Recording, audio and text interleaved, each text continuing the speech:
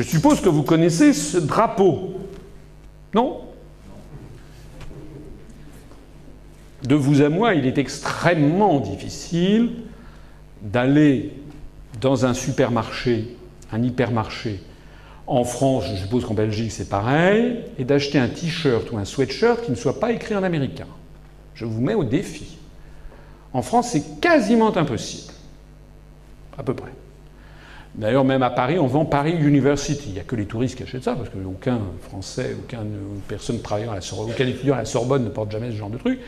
Mais tous les t-shirts, tous les sweatshirts, et beaucoup de vêtements sont systématiquement écrits en américain. Quant au drapeau américain, maintenant, il y a carrément des... J'ai vu, ça doit être Zara qui doit faire produire ça par des enfants au Bangladesh payés 0,50 € par semaine. Ils fabriquent des drapeaux, des t-shirts au drapeau américain. Si je vous présente ce drapeau, c'est que je sais que vous le connaissez, mais que pensez-vous de celui-ci? Le connaissez-vous? Oui, c'est le drapeau breton. C'est le Gwen Hadou. Mais vous n'avez pas remarqué qu'il y a une forte ressemblance entre les deux? Alors je vais peut-être vous ôter vos illusions, mais je vous signale qu'à la fin du XVe siècle, la duchesse Anne de Bretagne, lorsqu'elle s'est mariée avec Charles VIII, Charles VIII, vous savez, c'était son jeune mari, il aimait trop le tennis, on appelait ça le jeu de paume à l'époque, et donc il a tout paumé, si j'ose dire, puisque au château d'Amboise, un jour, un après-midi, il s'est précipité pour aller voir un tournoi de jeu de paume, et puis il s'est fracassé la tête contre un linteau. Il a fait certainement ce que les médecins d'aujourd'hui appelleraient un hématome extradural, et il est mort à peu près 12 heures après dans d'atroces souffrances. Le contrat de mariage entre Anne de Bretagne et le roi de France de l'époque, Charles VIII, avait été bien conçu, puisque si d'aventure le roi mourait sans descendance, ce qui était encore le cas, ils étaient jeunes, c'était de jeunes époux l'un et l'autre, ils n'avaient pas encore eu d'enfants, Anne de Bretagne a dû se remarier avec l'oncle, qui était Louis, le duc d'Orléans, qui vivait d'ailleurs à Blois, et qu'on est allé chercher en pleine nuit en disant « vous êtes le roi ». Donc, du coup, il est devenu le roi de France, Louis XII, qu'on a appelé le père du peuple. Il avait comme symbole un hérisson, et comme devise « qui s'y frotte, s'y pique ». Alors, tout ça pour vous dire que les armoiries de la pauvre duchesse Anne de Bretagne, c'était l'hermine, une fourrure, c'est-à-dire le quart en haut. C'était ça les armoiries de la Bretagne, mais c'était pas tout le reste. Tout le reste, c'est le drapeau américain. Alors, le drapeau breton a été inventé en 1923 par Morvan Marshall, qui a publiquement reconnu que c'était une copie du drapeau américain. Ce drapeau n'a rien de breton. La véritable origine du Gwen Hadou, c'est Morvan Marshall. Alors la question, mais c'est qui Morvan Marshall? C'est qui? Alors Morvan Marshall vivait, il avait naître à la fin du XIXe siècle. Morvan Marshall avait fait partie d'un mouvement qui s'appelait Bray Satao. Bray Satao, ça veut dire Bretagne libre, en breton. Et notamment, dans cet organe du pays, parti autonomiste breton, il écrivait, l'inventeur du drapeau actuel de la Bretagne. Bray Satao, organe du parti autonomiste breton. C'est le magazine du 2 septembre 1928 que vous avez sous les yeux. Et si vous faisiez un petit agrandissement, oh, comme c'est joli, une svastika, une croix gammée. Eh oui, puisqu'il faut savoir que les mouvements indépendantistes en France, que ce soit les Bretons, a fortiori les Alsaciens, ont très souvent toujours eu des contacts étroits avec des puissances étrangères qui étaient là pour évidemment semer la zizanie et éventuellement détruire la République française, le Royaume de France avant. Morvan Marshall était en fait un pur collabo. Je rappelle qu'en 1928, le premier coup d'État d'Hitler, c'est 1923.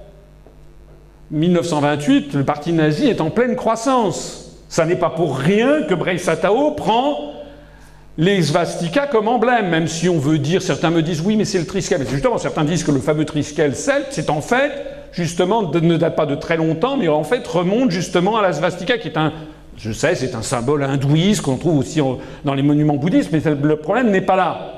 Morvan Marshall, dans un journal qui s'appelle La Bretagne fédérale de novembre 1931, explique « La vérité, c'est que nos maîtres français de l'heure, nos maîtres français, c'est la France, nous arrache morceau par morceau le sentiment de ce que nous sommes afin de nous remplir d'un ardent amour pour une prétendue patrie, patrie marâtre déjà adoptée par ceux qui ignorent leur mère patrie. Le sang qu'on nous a fait verser ne témoigne rien, si ce n'est qu'on nous a déjà fait faire fausse route, que nous avons peut-être renié une nationalité effective pour adopter une nationalité fictive à laquelle notre sang, notre race sont complètement étrangères. Le sang et la race celtique. Ah, nous y voici, comme le disait M. Frances de Beauvais dans les mémoires du chef breton, écrit en 1944. Ce n'est pas parce que nous croyons que l'Allemagne sortira victorieuse du gigantesque conflit en cours, il écrit en 1944. Les indépendantistes bretons pensent que l'Allemagne nazie sortira victorieuse du gigantesque conflit en cours, que depuis le premier jour de la guerre, nous sommes à ses côtés. Et oui, les indépendantistes, les autonomistes bretons étaient du côté de l'Allemagne nazie. Notre choix ne le relève pas de l'opportunisme, mais d'une conception du monde commune sur des points essentiels. La situation est déjà toute clarifiée en revenant à la politique de Breizatao, là où écrivait Morvan-Marshall, qui était toute de clarté. Cette politique consistait, au point de vue extérieur, à rechercher l'appui allemand. Nous y avons travaillé avec d'autres pendant près de 20 ans. Et oui, l'Allemagne nazie ne cessait que de subventionner les mouvements indépendantistes en France. C'est pas interdit. Et qu'est-ce qui se passe aujourd'hui? Alors, tout ceci nous dit que pendant la Seconde Guerre mondiale, Morvan-Marshall anime la revue néo-druidique Néméton. Pensez comme en 1943-44, ce qui était important, c'était de s'occuper des druides. C'était évidemment des études ésotériques, des croix celtiques, enfin vous voyez tout le genre, tout l'appareil fantasmagorique du druide, de la croix celtique et autres choses de cette nature. Il s'agissait, par-delà les études ésotériques sur le druidisme en tant que tel, de dénoncer l'influence catholique en Bretagne au nom d'une fraternité raciale censée lier la patrie celte à l'Europe nouvelle.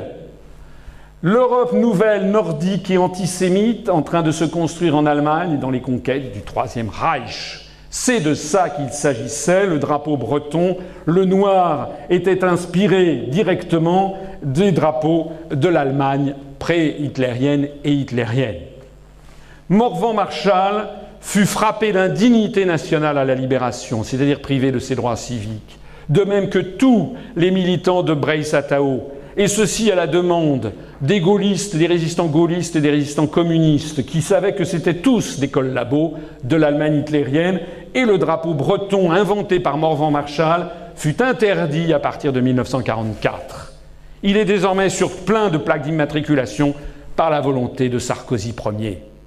Pourquoi Nicolas Sarkozy a-t-il fait en sorte que désormais nous ayons des plaques d'immatriculation avec des drapeaux régionaux, ce que ne demandaient absolument pas les Français, et notamment ce drapeau interdit à la libération pour collaboration avec l'ennemi, c'est-à-dire avec l'Allemagne. Maintenant, ce drapeau, on le voit flotter justement en Bretagne, à côté du drapeau européen, il n'y a plus le drapeau français. L'Union démocratique bretonne s'est présentée aux élections législatives de 2012 avec le soutien de EELV, c'est-à-dire des Verts français, M. Cohn-Bendit, M. José Bové, Mme Cécile Duflot, qui fait partie du gouvernement. Ces gens soutiennent un mouvement qui utilise un drapeau qui fut interdit à la libération, qui est le drapeau de la collusion avec l'Allemagne hitlérienne, et ils refusent d'arborer le drapeau de la République. Sur le magazine très récent, le magazine Côte d'Armor, c'était il y a quelques jours, c'est un de nos militants qui me l'a fait passer, nous voyons fabriquer par le Conseil général des Côtes d'Armor, avec l'argent des contribuables français, encore un document entièrement à la gloire de l'Europe, Citoyens sans frontières. Vous voyez qu'il y a le drapeau des Côtes d'Armor, ce qu'on appelait les Côtes du Nord récemment, et le drapeau européen. Le drapeau français n'existe plus. C'est bel et bien toujours le même niveau dont je vous parlais, la destruction des nations. Il y a 3 jours, 4 jours, la Bretagne vient d'avoir son extension Internet avec le point BZH.